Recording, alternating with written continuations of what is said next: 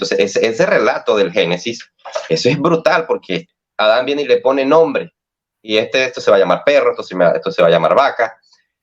¿Y qué pasa? ¿Qué nos está mostrando? Que en el sujeto, en el hombre, están categorías que están configurando, por decirlo de alguna manera, esas cosas. Porque, por ejemplo, yo doy este ejemplo. Nosotros hoy todos tenemos smartphones, todos tenemos los celulares. Y todos los seres humanos sabemos qué es un celular. Vos agarras una mosca y la paras sobre un celular y la mosca no tiene noción de qué es eso, porque el celular, el concepto celular, tiene tantas relaciones que hemos configurado ya mentalmente, que es la que nos permiten saber qué es un celular. Y eso que cuando Dios pone a Adán en el jardín y le dice que nombre, dice, para que lo puso en el jardín, para que lo labrara. Eso tiene que ver con eso, con mostrar que nosotros como sujetos no estamos aislados de la realidad. No somos una cosa aquí y la realidad ya no. Estamos en una interconexión incesante.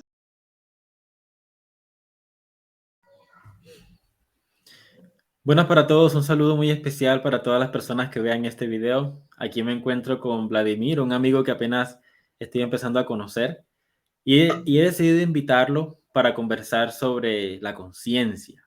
Pues, y así como me decía Vladimir hace unos minutos, es difícil comentar acerca de la conciencia porque Hegel, pues todo su sistema es la conciencia. Entonces, pero la idea es que conversemos unos minutos, que revisemos por lo menos las nociones básicas de la conciencia según Hegel y luego empezar a contrastar eso con pues algunas perspectivas teológicas y filosóficas que he estado investigando de la cosmología antigua, más que todo de cómo los hebreos veían el mundo y de la teoría de los hebreos, por decirlo así, acerca de la conciencia. Así que ese es el tema de hoy. Vladimir, gracias por estar aquí conmigo, por aceptar la invitación y el tiempo es tuyo. No, gracias a ti, Sebastián, por la invitación. Realmente un gusto estar aquí. Siempre aprovechar estos medios digitales para difundir, para generar debate, análisis sobre la realidad, sobre la vida, sobre las cosmovisiones que hay.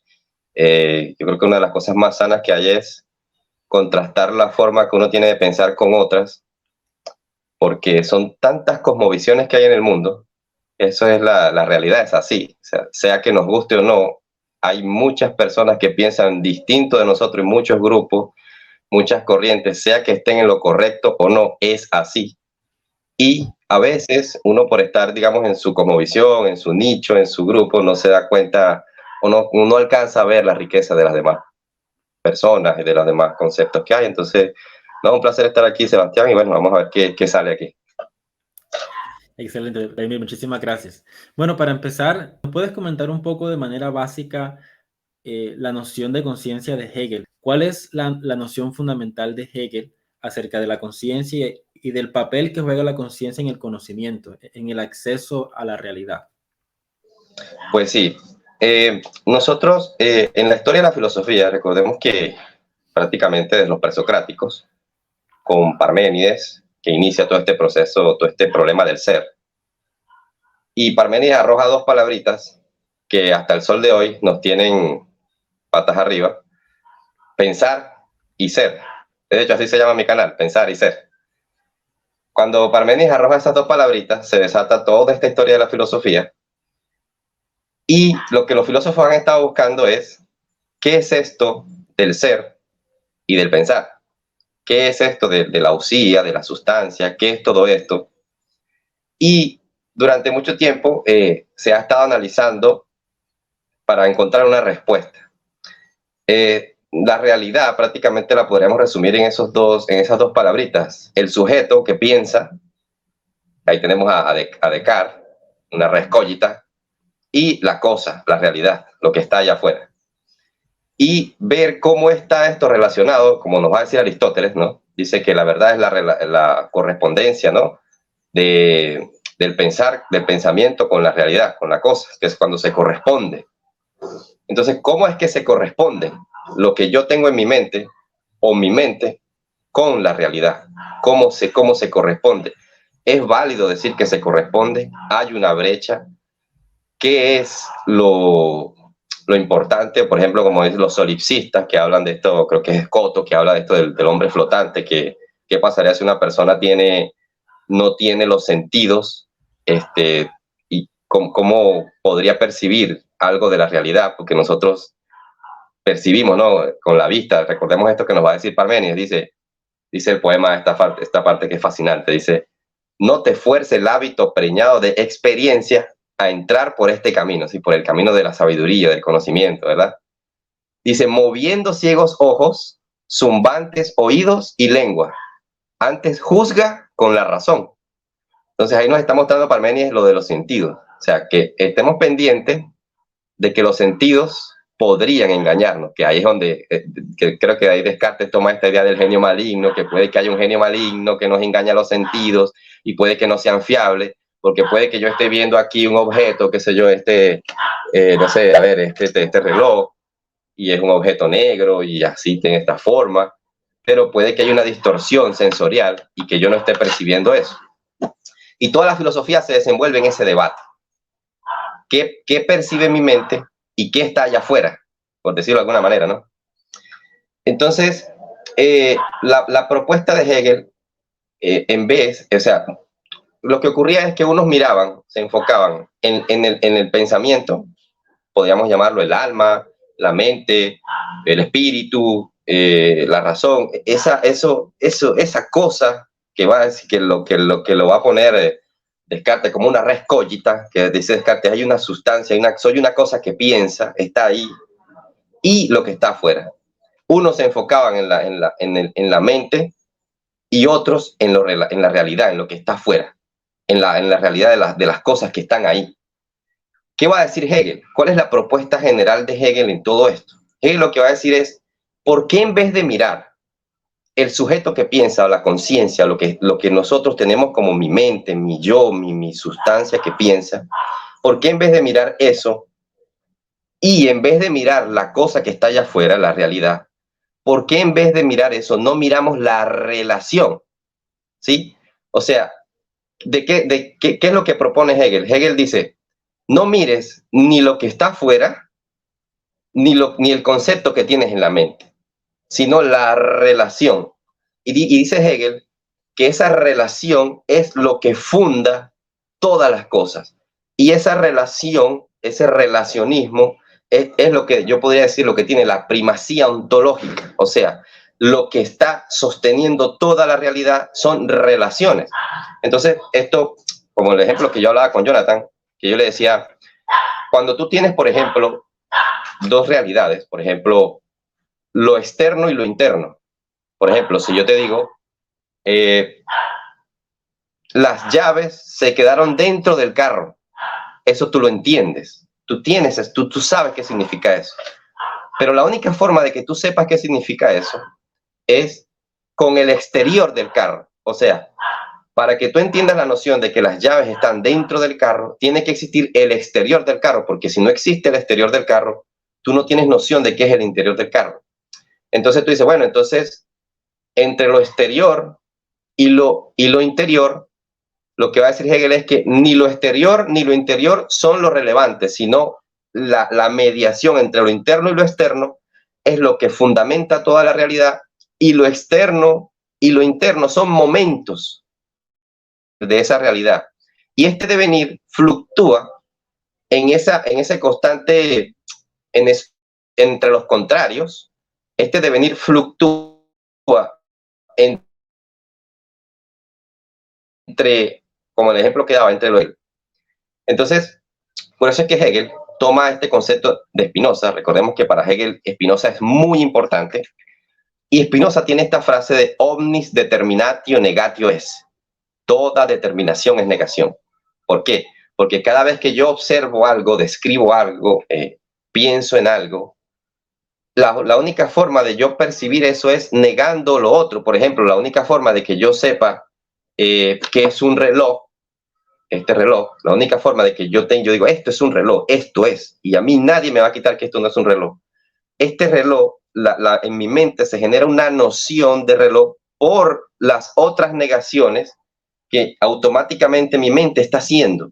O sea, mi mente está negando, está observando la mano, la hora, el día, el momento, el color. Todas esas cosas están conformando en un momento instantáneo lo que es el reloj. O sea, para yo dar una descripción, una determinación de algo, mi mente piensa en lo otro. O sea, por eso es que Hegel ataca los principios de la lógica. Yo voy a hacer un video al respecto. Cuando dice A, tú dices A es igual a A. El ser es el famoso principio de la lógica. A es A. Entonces, ¿qué te va a decir Hegel? No, sí, pero date cuenta de algo. Cuando tú dices A, automáticamente está diciendo que A es no B, no C, no D, no I. ¿Y qué es A? Yo digo, ¿qué es A? Bueno, A es una letra que está, bueno, que tiene cierta forma, que tiene cierto sonido. Tu mente está comparando todas esas formas para poder determinar A. Eso es lo que quería decir Spinoza. Toda determinación es negación. Cada vez que tú determinas algo, cada vez que tú dices A, tu mente está tomando todas esas otras nociones, todo ese universo de relaciones para conocer A. De manera tal que si eliminas todas las cosas, por ejemplo, si solamente existiera la letra A y no existiera la B, la C, la D, la H, si no existieran todas esas letras, tú no sabrías qué es A. Si no existiera el sonido de la O, tú no podrías comparar la fonética de la A con la O. Entonces, ¿qué es lo que se da cuenta Hegel? Que todas esas relaciones son las que tienen la primacía ontológica. Entonces Hegel viene y corrige a Spinoza y le dice, sí, Spinoza, tienes razón. Cuando tú dices toda determinación es negación, eso es correcto, pero a esa negación le hace falta una doble negación. ¿Qué quiere decir? Que cuando tú miras A te lleva a no A, y ese no A te vuelve a llevar a. Entonces, ¿qué hay? Hay una fluctuación. Cuando el ejemplo que te daba el carro, cuando tú miras el interior del carro, tu mente automáticamente mira el exterior, pero el exterior automáticamente hay como una fluctuación. Y ese devenir, por eso es que Hegel, ¿cómo comienza la ciencia de la lógica? El ser y la nada. ¿Qué te va a decir Hegel? El ser que es indeterminado, inmediato, nada, la nada pura, puro, vacío, intuir. Entonces dice Hegel, no mires ni el ser ni la nada, sino la relación, el devenir que fluctúa incesantemente, y toda la realidad es así. Toda la realidad está en esa fluctuación. Entonces, como nosotros lo que estamos buscando es, así inicia el prólogo de la fenomenología, cuando dice, es necesario que la sustancia sea entendida también como sujeto, la sustancia, que lo toma esto de Spinoza y de toda esta tradición, la usía, que es esa sustancia, eso que está allá afuera, que Descartes se acerca bastante cuando dice, hay una res extensa, pero Descartes separa la res extensa de la res cogita. ¿Qué va a decir Hegel? No mires ni la res extensa ni la res cogita, sino la relación entre ambas, y esta relación es lo verdadero, es la realidad de todas las realidades, es lo fundamental de todo. Por eso es que va a decir Hegel, hay una parte que dice, el todo brilla en todas las partes, porque cada vez que tú intentas percibir una sustancia, seas como sujeto, o sea, percibir una cosa, siempre va a haber una relación de por medio.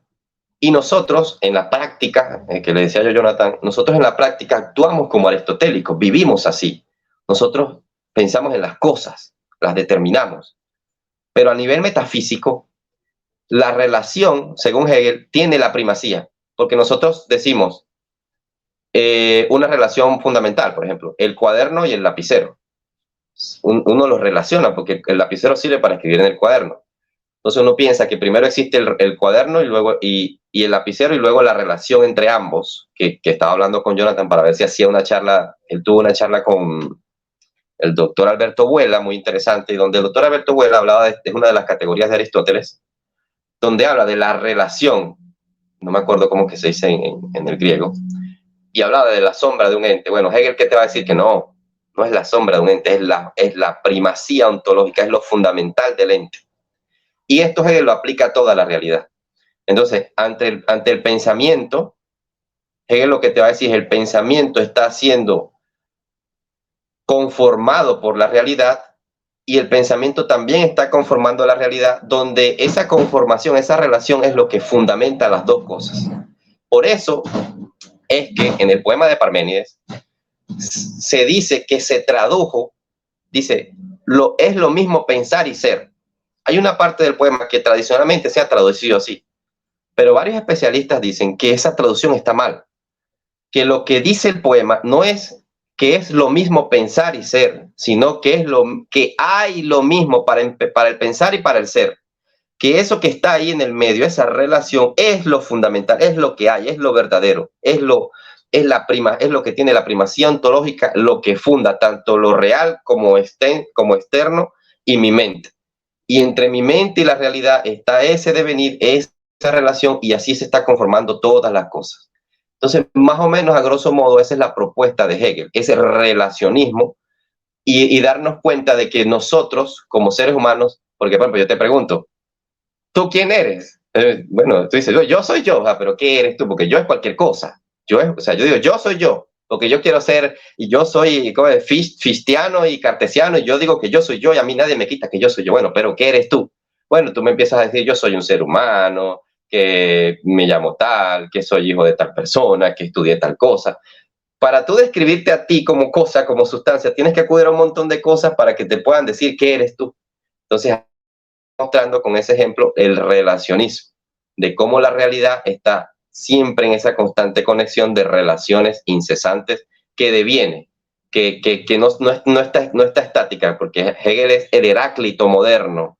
Hegel es ese Heráclito que dice, Panta rey, todo está fluyendo, todo está deviniendo, que cada vez que tú intentas sustancializar algo, tomarlo, atraparlo, como determinarlo como algo quieto, estático, por sí mismo, un en y para sí, se te desvanece de las manos, se te pierde. Por lo mismo que te estoy mostrando, porque las relaciones están constantemente, están en el corazón, en el fundamento de la realidad. Eso es, a mi parecer, lo que está queriendo decir Hegel en su tesis. Ok, Vladimir, bueno, muchísimas gracias. Extremadamente fascinante lo que me compartes. Y bueno, la idea mía es ahora empezar a contrastar. Me gustaría empezar por las cosas que encuentro en común, porque es que Hegel, por más que sea un pensador, como decías, pues el siglo pasado, pues él toma mucho, cierto, de Heráclito, él toma mucho, él recoge los grandes problemas que siempre han habido en la filosofía. Sí.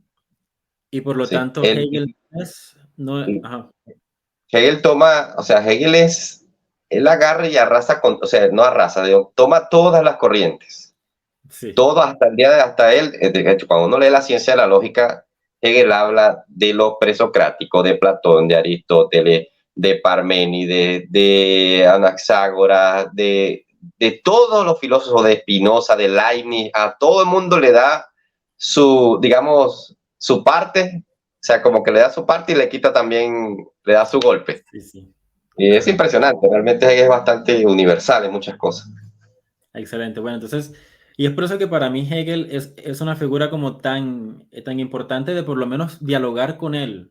Pues así como decías, estamos en tiempos bastante difíciles en todos los niveles, y creo que ahora más que nunca es necesario salir de las trincheras y entrar en diálogo con aquello que es diferente a mí para ver qué podemos hacer en estos tiempos tan turbios, ¿no? Y Hegel, como ese pensador difícil para muchos filósofos, pero él Sí. recoge todo el pensamiento. Entonces, él se convierte como una especie de canal, de punto de encuentro de muchas cosas para yo obligarme a dialogar con aquello con lo que quizás no estoy de acuerdo. Entonces, yo veo mucha virtud en dialogar con Hegel de manera abierta y honesta. Entonces, bueno, para empezar, mi campo de investigación ahorita se conoce como teología simbólica. La teología simbólica rechaza las distinciones formales, bueno, no formales, pero rechaza las distinciones radicales entre teología, ontología, filosofía, ciencia, porque la teología simbólica es básicamente intentar recuperar la cosmovisión antigua, como los hebreos, por ejemplo, veían el mundo, y los hebreos no tenían distinciones radicales, sí formales, pero no distinciones radicales entre teología, filosofía. O sea, su forma de ver el mundo era un solo compendio, no una masa caótica, pero sí algo muy coherente, muy como que se reducía a ciertos símbolos y a partir de esos símbolos ellos interpretaban toda la realidad. Entonces, uno de los temas claves en la cosmovisión hebrea era la relación entre Dios y el hombre. Claro. Pero, de nuevo, aquí no quiero que nos vayamos no quiero que mis palabras sean interpretadas como que solamente voy a hacer teología, o sea, que las personas tengan en cuenta que lo que voy a decir va a recoger un poco de filosofía, va a recoger teología, va a recoger ontología y va a recoger epistemología. Entonces, la relación entre Dios y el hombre.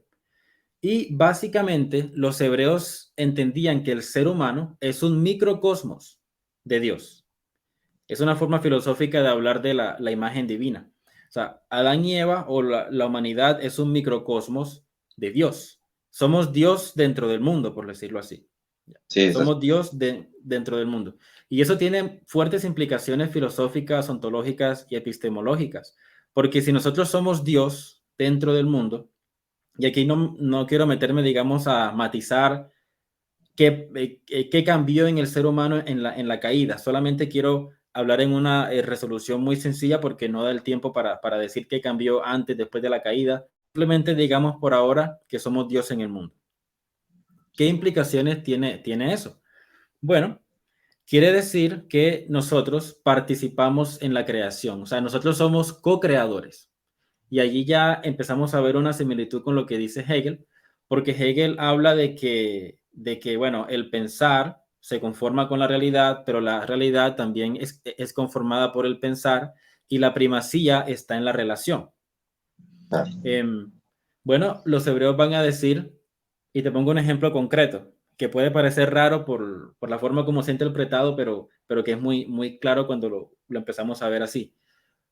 La primera tarea que Dios le da a Adán es nombrar a los animales. Y eso hay que interpretarlo de la manera más profunda, porque muchas veces cuando se intenta pues hacer una película o un dibujo animado de eso, no, eso es muy no, profundo, ¿eh? sí, Esos relatos son muy profundos, ¿eh?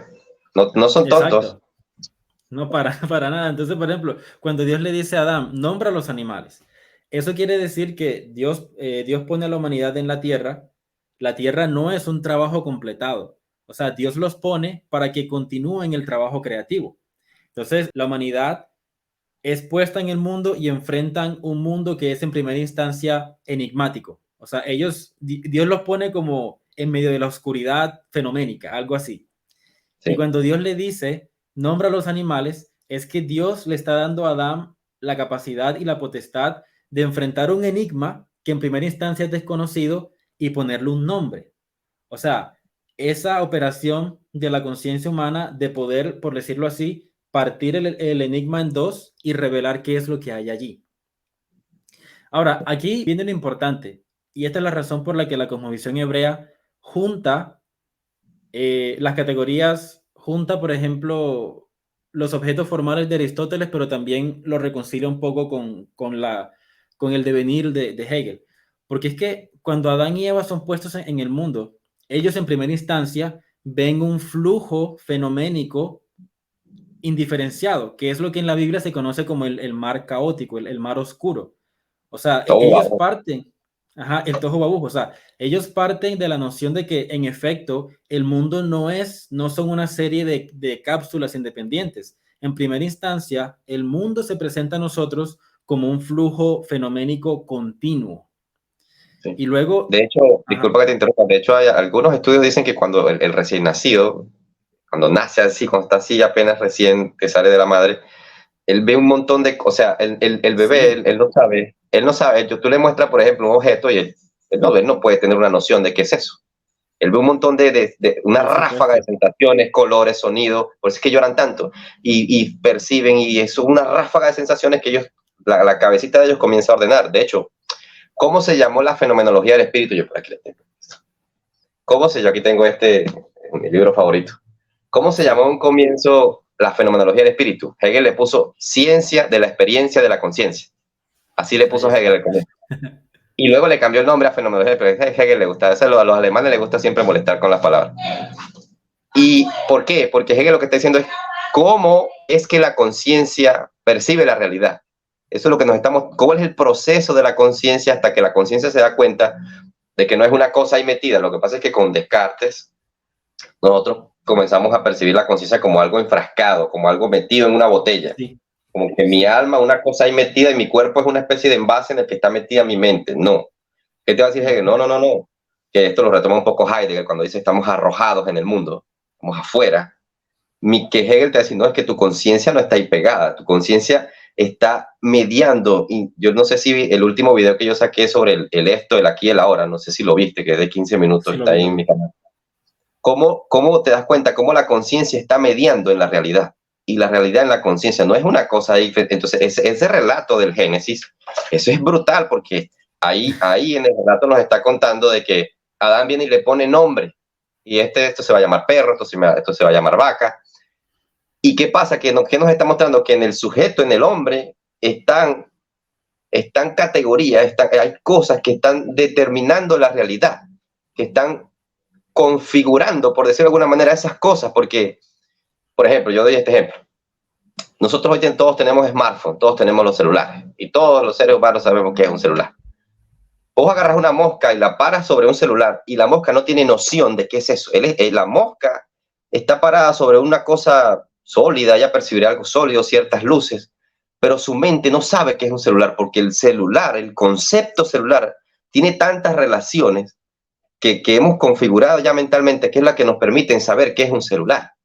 Y eso que cuando Dios pone a Adán en el jardín y le dice que nombre, dice, para que lo puso en el jardín, para que lo labrara.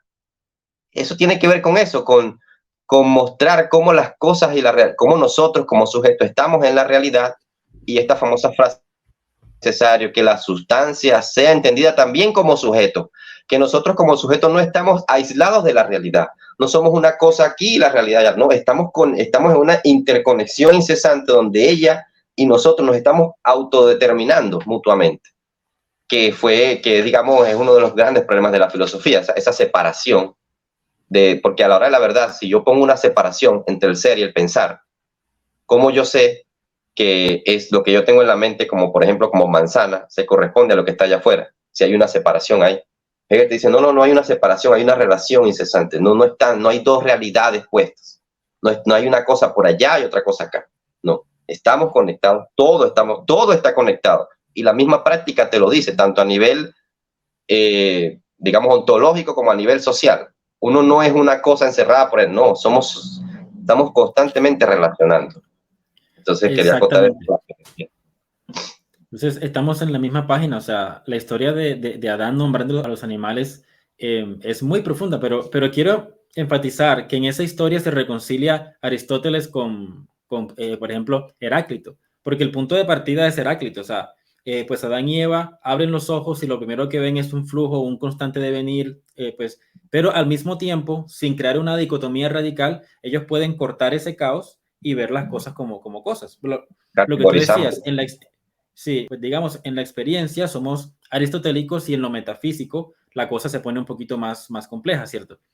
De hecho, la misma ciencia nos está mostrando hoy en día eso. Yo que no soy físico, pero en lo que alcanzo a entender en la física, nosotros con la física clásica newtoniana, uno dice, bueno, un punto A recorre a un punto B y se entiende, pero cuando ya van a la física cuántica y todos estos disparates, ya como que las leyes físicas no les funciona igual. Uno intuye que en lo profundo de las partículas debería ser igual que en la práctica, en la realidad macro, o que nosotros experimentamos, pero no es así. O sea, los científicos dicen, no, en la cuántica es antiintuitiva, las cosas son antiintuitivas en muchos casos.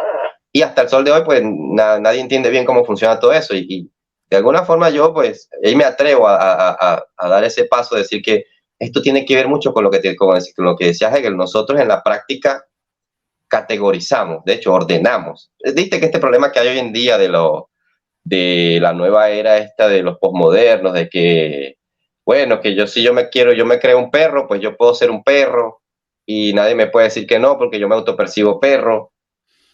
Hombre, en la práctica eso no funciona porque nosotros precisamente la noción perro es una categoría que hemos armado para ir organizando nuestra realidad en la que vivimos. Claro, y viste con todo de la biología y que bueno, que el género, que bueno, hay categorías que nosotros hemos ido estableciendo precisamente para organizar nuestra vida.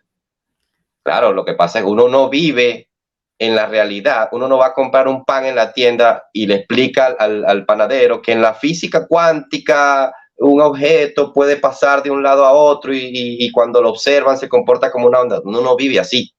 Lo que pasa es que la realidad profunda metafísica nos está mostrando algo que está ahí, que el realismo, lo que llamamos la filosofía, tengo varios amigos tomistas tienen, que funciona, el tomismo funciona a nivel práctico, pero que tiene esos problemas que no se pueden meter debajo de la alfombra.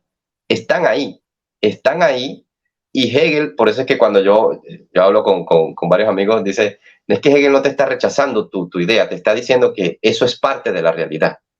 El realismo ontológico, o lo que llamamos el tomismo, realismo, todas estas corrientes, también es parte de la realidad, pero no te puedes quedar ahí, porque la realidad te está mostrando unas cosas, una serie de cosas que estamos chocando con eso, y que si tú te quedas viendo solo eso, no vas a darte cuenta o no vas a percibir las otras cosas que están ahí al lado. Por eso es que Hegel habla del famoso pasaje de la flor, que todas las cosmovisiones, estoicismo, posmodernismo, realismo, kantismo, idealismo, tienen un momento, son un momento de la realidad, porque la realidad tiene todas estas cosmovisiones que se están relacionando incesantemente. Entonces, es eso, pues, que en la práctica nosotros, yo por lo menos me parece inoperante ponerse a discutir esto de los géneros, de todo eso, pero es que a nivel metafísico el ser es lo que es, y que es igual, hermano, o sea, a nivel metafísico eso tiene problemas.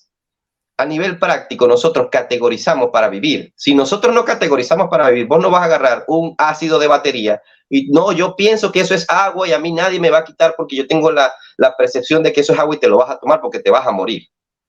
El agua es agua porque hemos categorizado que el agua es agua, tiene ciertas propiedades, el hombre es hombre, el perro es perro, el gato es gato. Son categorías que funcionan, que son así, pero que a nivel metafísico fundamental de la realidad tienen ciertos problemas, que es lo que nos está mostrando Hegel. Eso es todo. Bueno. ¿Sí? Bueno, ahora, para avanzar un poquito más, ahora voy a una diferencia fundamental que veo entre, por ejemplo, el sistema de Hegel y la cosmovisión hebrea, o la fenomenología hebrea, por decirle de alguna manera. La diferencia fundamental es esta. Según entiendo, y corrígeme si estoy mal, Hegel dice que hay lo mismo para el pensar y para el ser. Él no dice que el pensar y el ser son lo mismo, sino que hay lo mismo para el pensar y para el ser, que es el devenir. Entonces, me da la idea que según la cosmovisión de Hegel, existimos en una especie de burbuja fenoménica, pero que es como muy colapsada a la actividad del pensamiento, como que él fuera acósmico. O sea, como que no ve el cosmos como algo más allá de la actividad del pensar, no sé. Sí, da la sensación en muchos casos, pareciera que Hegel, y esto pasa en todas las áreas, el filósofo sobre todo le pasa mucho, ¿no? Que se atrapa en su mundo de pensamientos y no vive la realidad práctica. En ese caso, hasta Bertrand Russell, una vez que le preguntaba un consejo sobre los filósofos y las corrientes, decía, mira, piense lo que piense, mira la realidad, mira lo que pasa ahí. Y Hegel no es que está negando la realidad, no es que Hegel niegue la sustancia, la usía, lo que está ahí, sino que Hegel dice que por sí sola no existe por sí sola, sino que existe en relación al sujeto. Entonces, el sujeto, nosotros, nuestro pensamiento no existe sin la realidad. Por eso es que va a decir esta famosa frase en la filosofía del derecho, cuando dice Hegel, se me fue de la mente. Todo lo racional es real, todo lo real es racional, ¿sí? Porque hay una relación incesante. O sea, yo te doy este ejemplo. Yo siempre le pregunto a Héctor, no sé si estás conectado, es que no sé si se cayó la imagen. Sí, Sí, está bien, está bien. Yo te pregunto, por ejemplo, Sebastián, ¿tu papá existía antes de ti? ¿Qué es lo que uno de manera intuitiva dice? Pues que sí, obvio que sí. Pero si te pones a pensar bien la pregunta, la respuesta es no. ¿Por qué? Yo te estoy diciendo tu papá, ¿existía antes de ti? ¿Cómo vas a decir que sí si antes de ti no era tu papá, era otra cosa? Me puedes decir que es un ser humano, me puedes decir que es un animal racional y político, me puedes decir que era el papá de tus hermanos, el hijo de tu abuelo, pero no era tu papá. Tu papá solo existe contigo, porque tú eres el que le das estatus a tu papá de tu papá. Esa relación, y tú como hijo solo existes en relación a tu papá. Entonces, ¿qué es lo que nos está mostrando siempre Hegel? Eso. Cuando la gente a veces piensa que Hegel es una especie de idealista que se encierra en la mente y no le importa lo que pasa allá afuera y yo puedo pensar lo que a mí me dé la gana de mi vida y y yo me autopercibo como yo quiera. No, no es eso. Él lo que te está diciendo es que hay una relación incesante, que lo que está fuera de nuestra mente y lo que está en nuestra mente está unido, está conectado. Esa es la realidad. Por eso es que dice, es necesario que la sustancia sea entendida también como sujeto. Es necesario que nosotros dejemos de separarnos de la realidad donde estamos. No estamos separados, no estamos aislados. La realidad nos está haciendo. Soy padre, soy hijo, soy esposo, soy tal cosa, tengo una camisa. Todas las realidades nos están haciendo y nosotros en nuestra mente estamos haciendo todas esas realidades. Porque solamente mi hijo es mi hijo en relación a mí. Mi hijo, yo no sabría que es mi hijo sin mí y mi hijo tampoco sabría que es hijo sin mí y yo sin él. O sea, a mí me encanta una frase del Evangelio de Juan donde Jesús dice, hay unas palabras que dice, yo soy en el Padre y el Padre en mí. Qué espectacular es eso. Porque tú dices, yo soy en el Padre, eso se entiende cuando citando esas palabras del apóstol Pablo en Hechos, creo que es 17, cuando dice, en Él somos y en Él nos movemos. Cuando habla con los griegos que está discutiendo, porque en Él somos y en Él andamos y en Él nos movemos. ¿Se entiende? Eso podría entenderse. Pero viene Jesús y dice, no es que solamente en Él somos, Él también es en nosotros. Porque Dios o el Padre solo es Padre si hay hijos. Si tú te pones a pensar, un rey solo es rey si tiene pueblo. Quítale el pueblo a un rey, ¿qué rey es? Es una cosa ahí sola, hay un ser ahí. Que existe ahí, sí, pero ¿qué es? ¿Qué va a ser? Rey no es. No es rey, no es padre, ¿no es? Entonces Hegel no te está diciendo que el mundo afuera no existe, no, sino que no existe separado de nosotros, no existe aislado de nosotros. Ok, bueno, eso es muy, muy importante aclararlo. Aún así yo veo una diferencia, ahora me doy cuenta que es una diferencia más sutil, pero aún lo veo como una diferencia, y es que los hebreos, incluso a nivel metafísico, los hebreos no enfatizaban más la relación que ¿cómo se dice? Que la diferenciación. La cosa. Bueno. O sea, incluso a nivel metafísico ellos encontraron la forma de darle un valor, no sé si equivalente, pero a hablar de ambas cosas constantemente, de la fluidez, de que todo es un continuo, pero también de que es fundamental diferenciar las cosas porque si no volvemos al caos. Lo que tú decías, lo que está ocurriendo hoy día de que se están deshaciendo las identidades, la usía está siendo constantemente minada hoy día, entonces estamos volviendo a una especie de diluvio, porque realmente claro, el diluvio en la Biblia de manera profunda significa cada vez que el mundo entra en una regresión en cuanto a la usía, cuando las identidades empiezan a ser fragmentadas, no solamente a nivel metafísico, sino las familias fragmentadas, la identidad personal fragmentada, la identidad de los pueblos fragmentada, y lo que se está levantando es una especie de gobierno globalista que quiere como que reducir todo a una masa caótica, o sea, como que un gobierno súper centralizado que gobierne toda una masa que ha sido atomizada, que ha sido pues destruida en cuanto a identidades intermedias. Pero bueno, la diferencia es esa, porque en la cosmología hebrea, ellos, ok, existimos en Dios, todo está dentro de Dios, eso es cierto. Incluso los padres de la iglesia orientales y también algunos occidentales van a decir cosas como que existimos en la mente de Dios. O sea, esa es una declaración completamente ortodoxa, no es una herejía. Yo puedo decir como cristiano, existimos en la mente de Dios y no estoy cayendo en ninguna porque está en la tradición. Pues, hay que matizarlo, pero está en la tradición. Y luego ellos van a desarrollar la idea de que Dios, antes de crear el mundo, él tenía en su mente como una especie de plano y que de esos planos surgieron los logoi, y que cuando yo veo una cosa, cuando yo digo esto es un vaso, yo no veo la cosa en sí, o sea, lo que yo veo es el propósito, lo que yo veo es el logos de la cosa, porque esto tiene una cantidad infinita de detalles, ¿cierto? Lo que hablabas el otro día. Yo no puedo agotar la complejidad de esta sola cosa, sin embargo, por el logos, yo digo esto es un vaso. Y al decir vaso, yo como que recojo toda la multiplicidad y lo veo como una unidad. Entonces, básicamente la cosmovisión hebrea era el cielo y la tierra. Pero es que, o sea, yo me resisto a usar esas palabras porque la gente va a pensar que me refiero El cielo como aquel lugar al que vamos cuando morimos para estar en las nubes para siempre y ver a un señor con barba blanca. O sea, no, o sea, eso es una caricatura de lo que es el cielo. El cielo y la tierra en la cosmología hebrea era la dualidad fundamental del conocimiento. Era la dualidad fundamental que explicaba la realidad. Y el encuentro entre la tierra y el cielo es la base de la cosmología hebrea. Entendiendo la tierra como ese tohu wabohu, un flujo fenoménico, es la realidad primaria con la que uno se encuentra, es la experiencia del bebé cuando sale del vientre de la madre, esa es la tierra sin el cielo. Es Sí, doloroso, es sí. enigmático, da miedo, es frío, me amenaza. Y el cielo sin la tierra es algo así como la inteligibilidad incorpórea.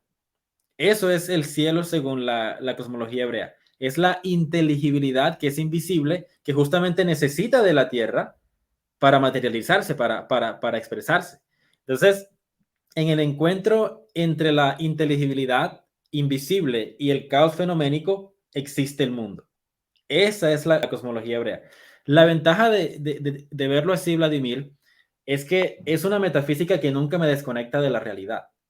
O sea, porque la Tierra es ese encuentro allá afuera que no se encapsula en mi pensar.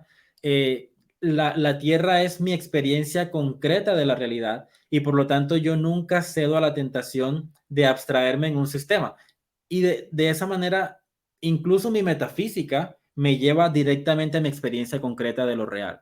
Porque yo estoy diciendo, no, mi metafísica es cielo y tierra, el cielo es inteligibilidad, la tierra es caos fenoménico, entonces no hay separación entre mi sistema metafísico y mi experiencia inmediata del mundo. No sé si me explico. Sí, sí, más o menos sí, sí, sí, te alcanzo a entender. Sí, es eso, o sea, es como te decía, Hegel está abarcando todas las cosmovisiones y dándonos a entender que todo tiene su momento y que lo que nosotros llamamos como mentira, malo, a nivel, podríamos decir, metafísico, ontológico, yo he querido hacer hace rato este video, yo voy a ver si lo saco mañana, no sé cuándo me dé tiempo, sobre los principios de la lógica, de cómo funcionan, sobre todo el principio de razón suficiente, de cómo funciona, viste que yo le digo a veces a la gente, sí funciona, pero hasta cierto punto, le digo, porque Ajá. funciona, el principio de razón suficiente funciona, te sirve, todo tiene una explicación, Leibniz, ¿no? Todo tiene una explicación, todo tiene una razón de ser, que luego va a decir Wittgenstein, ¿no? Que no, que de lo de hay cosas que de las que es mejor no hablar, pero los modernos dicen que no, que hay que hablar, de todo se puede hablar y de todo se puede explicar. Este afán que tenemos los seres humanos de explicar las cosas, ¿no? Como decía, yo cito mucho, hay un gran especialista en Hegel que se llama Félix Tuque, y él tiene un poeta, digamos, como su poeta favorito, y me gusta mucho esa idea cuando él dice Antonio Machado, el hombre es una bestia paradójica, un animal absurdo que necesita lógica, creó de nada un mundo y su forma terminada. Ya estoy en el secreto, dijo, todo es nada. ¿Qué nos está queriendo decir más el poeta con esto? Que nuestra lógica está mediando en la realidad. La realidad no se puede percibir sin el pensar. No podemos Ajá. percibir nada. Ningún objeto que tú pretendas tomar de la realidad se puede percibir aislado del pensamiento. No lo puedes hacer. Y el pensamiento tampoco se puede percibir sin los objetos de la realidad. Es imposible. Entonces, yo realmente, una de las cosas que yo sí veo hoy como problema es ese posmodernismo en que nada importa, nada vale. Nada vale y todo vale. Y no, es que todo tiene una ubicación. Lo que tú decías, organizamos, los seres humanos organizamos, categorizamos. Hacemos, de hecho, las categorías de Aristoteles, ¿cómo es? La posición, el lugar, la forma, el tiempo, el espacio, todas son cosas que nos sirven para vivir en nuestra realidad. Entonces, incluso hay algo muy bonito de Hegel, hay una frase que dice en cuanto a la religión, porque Hegel se enfrenta mucho a este problema de la religión, de que en el momento de él, de cuando él estaba y todo esto de la ilustración, había un desprecio a la religión. y pareciera que hay una especie de lucha incesante entre la religión y la razón. Como que, o religión o razón. Va a decir que no, es que ni el uno ni el otro. Ambos, ahí vuelve otra vez la relación. Hay una parte que dice Hegel, toda fe requiere un razonamiento. Y todo razonamiento requiere por lo menos un momento de fe. Entonces, Hegel está mostrándonos todo, y Dios, el tema de Dios en Hegel es súper complejo, ¿no? De cómo Dios, esa descripción de Jesús, no, yo soy en el Padre en mí, de cómo nosotros estamos en Dios, Dios en nosotros, y todo este mundo, toda esta realidad es la que se nos está presentando en este devenir. Entonces, digamos, es la visión filosófica más o menos que yo entiendo de lo que Hegel quiere exponer, ¿no? Claro. Hay pareciera, ¿no?, que hay un choque ahí cuando yo te digo que para Hegel primero es la relación que la cosa. Me doy cuenta que muchas veces para el realismo primero es la cosa y luego la relación. O sea, hay un choque. Hegel ahí se encarga de, entre comillas, vamos a decir, de mostrar o de exponer cómo es que él dice que no es así. Pero bueno, ya esos son temas que no vamos a resolver en un video. Sí, sí, claro. No, y mi comentario para cerrar, y muchísimas gracias, Vladimir, por el tiempo. Mi comentario es ese, que, o sea, para allá iba. Cuando yo hablaba del cielo y de la tierra según la cosmología hebrea, y el cielo como inteligibilidad invisible y la tierra como flujo fenoménico, es justamente eso, que el ser humano existe en la mitad.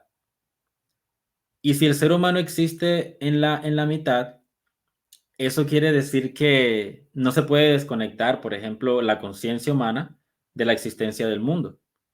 ¿Por qué? Porque es que el mundo justamente existe por un encuentro entre la inteligibilidad y el fenómeno, y nosotros estamos en la mitad de ese proceso.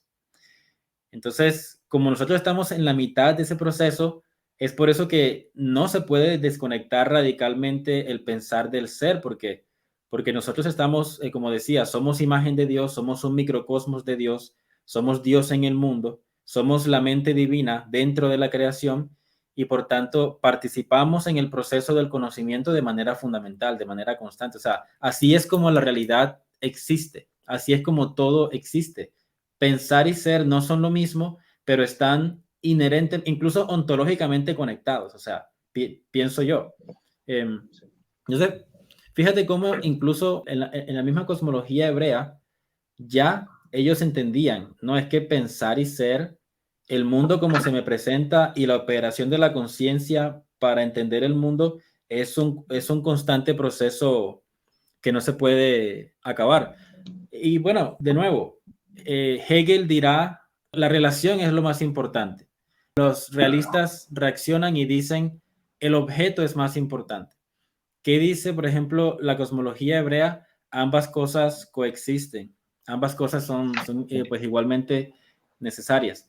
Y de hecho, uno de los temas centrales en toda la Biblia, en un sentido filosófico, ontológico, es justamente cómo reconciliar unidad y multiplicidad. Ese es uno de los temas fundamentales. Y lo puedes ver, por ejemplo, en la historia de la caída del ser humano, que tienes el árbol de la vida, y cuando entra el pecado tienes la introducción de la dualidad, el árbol del conocimiento del bien y del mal. Entonces, lo puedes ver, o sea, puedes ver la caída como el ser humano perdiendo ese equilibrio entre unidad y multiplicidad y cayendo en un mundo dual, que luego la dualidad se va volviendo más y más radical, y cuando lees Génesis capítulo 3 hasta el capítulo 11, es básicamente la dualidad haciéndose más y más y más radical hasta que el mundo se parte. Entonces, nada, esa era como que la idea, Vladimir. Muchísimas gracias por tu tiempo. No sé si quieras cerrar con algún otro comentario para ya finalizar. No, nada, no, gracias a ti por la charla. Bueno, usar, como te digo, estos canales de difusión, y porque cuando hay un mal muy grande en los seres humanos, y es que solemos crearnos mundos privados. Decía Sí. alguien, en mi intimidad he visto cosas muy claras que no son verdad. Y cuando nosotros salimos con este valor, como tú, como hacen todas las personas que difunden sus pensamientos, su cosmovisión, su teología, su filosofía, lo exponemos y nos estamos exponiendo, a mostrar qué pensamos. Cuando uno muestra esas cosas, uno se conoce mejor y conoce lo que otro piensa y se alimenta más. Es genial, o sea, tener estos momentos de diálogo, de charla. A mí no me gustan los debates, la verdad yo no soy muy bueno debatiendo. No me gustan porque siento que el calor del debate no te deja analizar lo que el otro está diciendo. Nosotros los seres humanos siempre queremos imponernos, yo tengo razón y yo voy a decir cómo es y el otro está equivocado y esto es así, punto. Y en el debate, entonces, tienes 10 minutos para decir, ¿cómo vas a exponer en 2500 años de filosofía? Mira, yo digo que los debates no los gana el que tiene razón, sino el que mejor tiene habilidad en la palabra o el que mejor se preparó. Hay debates que yo he visto, a mí me encanta ver los debates metafísicos y teológicos y filosóficos y todo eso, en los que uno dice, ganó, literalmente ganó, pero ganó no porque el otro no tiene razón, sino porque es más hábil para hablar, para presentar sus ideas. Por eso a mí no me gusta, me invitan, que vamos a hacer un debate. Yo le digo a la gente, mira, en vez de hacer un debate, lo que puedes hacer es hacer un video exponiendo tu posición y yo luego hago una reacción, porque yo tengo que pensar bien lo que tú me estás diciendo. Yo sentarme, ¿por qué le está diciendo eso? Y en estos diálogos, que me parece mejor, en los que el otro expone. A mí me gustaría, por ejemplo, que alguien tome mis videos y se siente, yo tengo tiempo de ver y de sentarme a pensar qué fue lo que dijo. Bueno, él dijo esto y tal. Tú te pones a ver que los debates es que no terminan en nada. ¿Quién gana en un debate de todo esto? Vos pones, dígame, hay este muchacho no, pero también está de mi edad. Dante Urbina hace 50 debates al día. Y él ganó. Es súper hábil debatiendo este joven. Yo digo que es increíble la habilidad que tiene la palabra. O sea, yo no me le puedo enfrentar a este muchacho porque me destroza. Por o sea, tiene una capacidad de agarrar las frases y devolverlas yo digo, wow, sorprendente cómo lo hace. Yo no podría hacer eso. Pero yo me siento, ¿y por qué? Porque en ese calor del debate no te da tiempo de analizar lo que el otro está diciendo. Y cuando tú tienes un diálogo, una charla, tú tienes tiempo de analizar lo que te están diciendo. Y ya, ¿por qué digo? Bueno, es que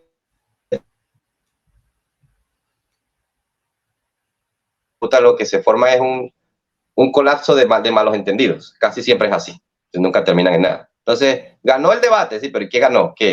Lo vieron 10.000 personas. De las 10.000 personas que lo vieron, este se pasó para acá. 2 personas se pasaron para su posición y los otros 2 de este lado se pasaron para acá. Y los otros 10.000 quedaron así. ¿Quién ganó? Ahí no ganó nadie.